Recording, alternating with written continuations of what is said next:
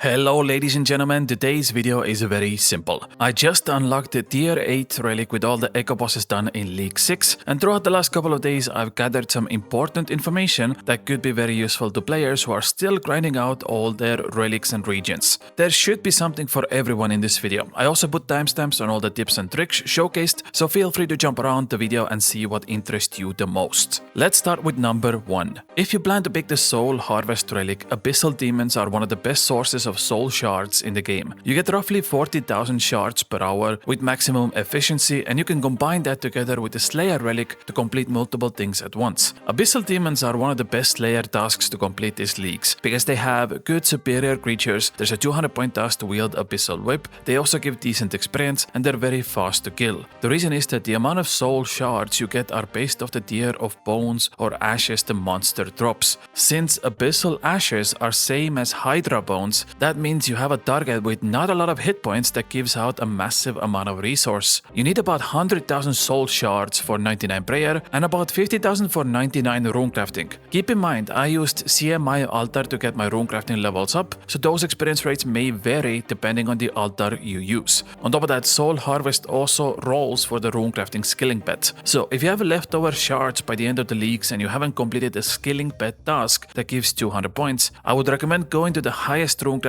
altar available in your region and using up all your resources for that pet chance. Overall, I would highly recommend picking this relic. It saves you tons of times and it gives you roughly 5,000 points for all the tasks that come with this relic. Number 2. This is for all my Kandarin pickers. If you're planning to grind out demonic gorillas, there's a way you can AFK them with only one combat style. For this, you need two things. Have the tier 8 minion relic unlocked and use some of the demonic packs to deal damage through protection prayers. If both of those things are available, you can just sit back and consistently deal damage to demonic gorillas with one combat style. It is an extremely low intensity method, and I use this to grind out my 4 Sea Knights for that 400 point task. The trick is that your minion relic will choose the best combat style to use during this fight, and demonic gorillas will swap prayers based on your minion damage. So even though I use magic, my minion makes the gorilla swap prayers to melee or ranged. And on top of that, even if magic prayer is activated on demonic gorillas, my prayer penetration combat node still deals enough damage to make this much easier. I would recommend having at least 30% prayer penetration. I use the 15% node, and sometimes the kills do slow down, because don't get me wrong, this is not as efficient as just sweating it out and constantly swapping combat styles. You get less DPS with this method, but it basically allows me to watch YouTube videos or movies while I grind out my unique drops. And you don't need magic like I used in these clips. You can also use ranged or melee as well. All 3 combat styles work here. And then you are good to go. It took me roughly 250 KC to get all 4 Sea Knights, and it was one of the most fun 400 point tasks to complete. And you know what else is really fun? Some quality RuneScape merchandise. I am partnering with Creator Crafted once again. They bring RuneScape back to life with some awesome quality merchandise like LED signs, desk mats, metal posters, pins, statues, and much more. Currently they have an amazing spring sale happening with metal posters that are available in 5 different design options and brand new RGB desk mats you can pre-order right now. My personal favorite is the Chambers of Seri green glowing desk mat. It looks absolutely amazing and I highly recommend getting it yourself. On top of that, there are so many other products that are on sale right now, and you can use my custom code for additional 10% off on the already existing discount on the website. So if you're looking to get something for yourself or someone close to you, this is a great time to purchase some awesome RuneScape merchandise. There's a link in the description. Use my code Kriibus to get additional 10% off on your next purchase, and also this supports me as a content creator. Thank you so much, and now let's continue with the video.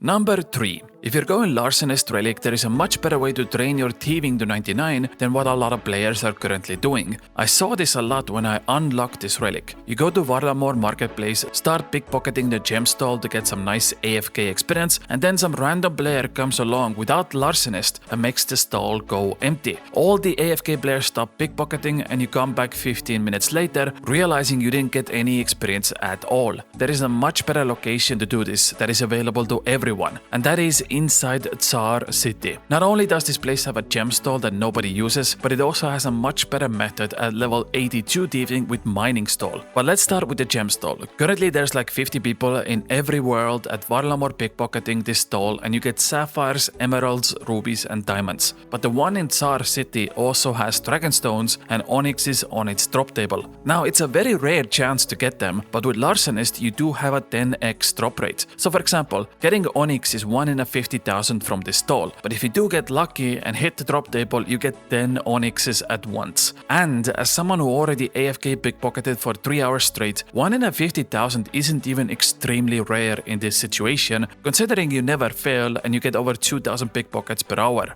On top of that, you can also sell the gems you get back here to the store for some tokol. So even if you don't get the onyx by AFK pickpocketing, you can still get enough tokol from other uncut gems, and then you can just buy the onyx yourself after 45 minutes. The only requirement is that you need a fire cape to enter here, but considering how overpowered our characters are, getting a fire cape shouldn't be a problem. I think one of the reasons there are no people here is because this doesn't even show up as a gem stall in Wiki. Because technically it is a shop counter even though it's coded as a gem stall. So a lot of players don't even know this exists. But also I want to talk about the other one right next to it. This is ore stall or mining stall in general. It gives a little bit less experience, but the benefit is that you get over 20,000 ore per hour with quite literally zero effort. And once again, just like with the gem stall, you can sell these ore back to the store for tokol.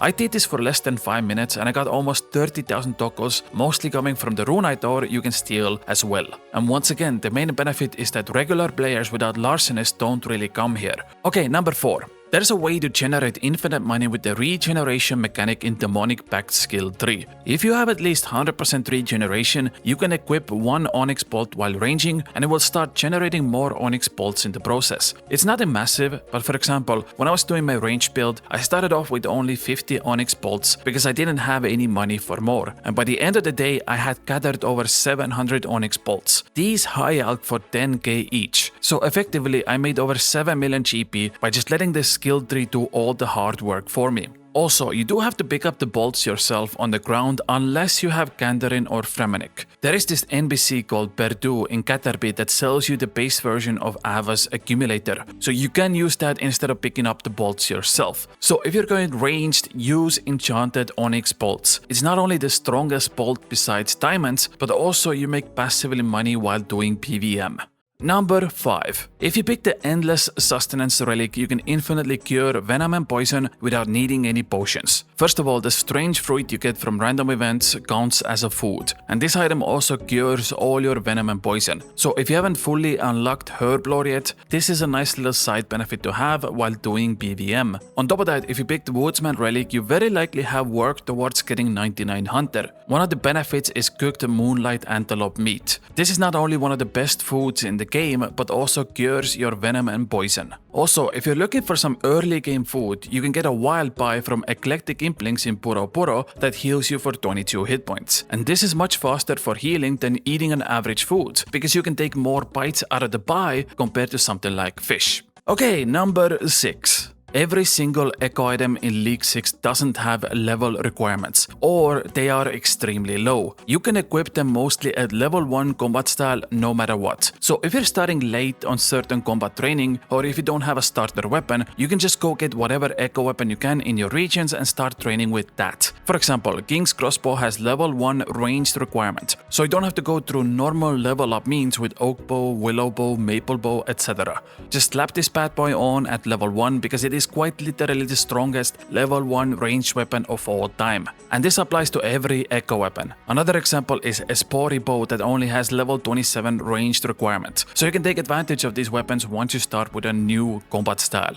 Number 7. If you're picking Ascarnia, there is really easy way to farm God Wars bosses without having to deal with any downtime. In Leagues, the minion kill count you get before you enter boss room stays around even if you leave God Wars dungeon. So you only need to get 40 KC once and then you never have to do it again. You can take advantage of that with the Evil Eye relic. What you do is kill any God Wars boss once, use your Evil Eye to teleport to last location. It takes you right outside the boss room and you can enter immediately again. If you don't use the teleport, it takes about 20 seconds for the boss to respawn. With this method you can do it in 5 seconds. And it works really well in all God Wars bosses. Also for my Ascarnia pickers, here's another one just for you because I love you. If you picked Slayer Relic, you can Durael skip forever for free. It would just give you another task for no points spent. So if you ran out of Slayer points and you need infinite skips, this is one way to go about it. Also, another one just for Evil Eye pickers. You can infinitely restore all your stats really fast by right-clicking, leaving the Colosseum if you want. Just use Evil Eye to teleport at the front, enter and leave, restore stats in a couple of seconds, easy peasy.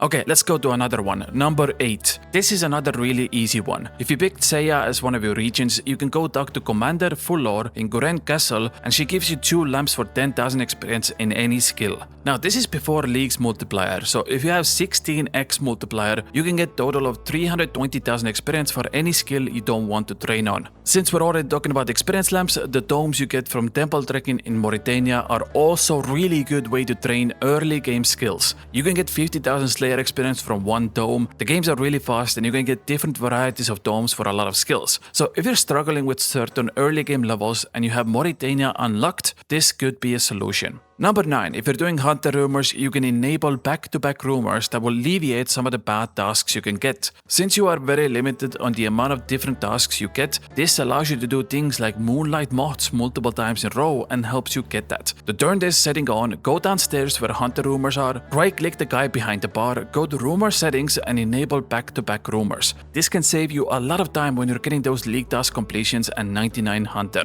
And finally, I'm gonna end you with number 10. If you're gonna do any quest at all during these leagues, which I know a lot of people hate doing, I would recommend completing the Final Dawn quest. Not only do you get a lamp for 1 million experience in any combat you choose, including prayer, but you also get almost 1 million experience in thieving and 400,000 experience in both runecrafting and fletching. Considering the quest takes about 45 minutes, it's a very good way to get about 3 million experience in different skills. It also has tons of points after the quest, so once again, if there was one quest you want to complete this leagues, this would be it. But that is it for me. Go check out Creator Crafted for some awesome RuneScape merchandise, and I'll see you in a few days with another video. Bye!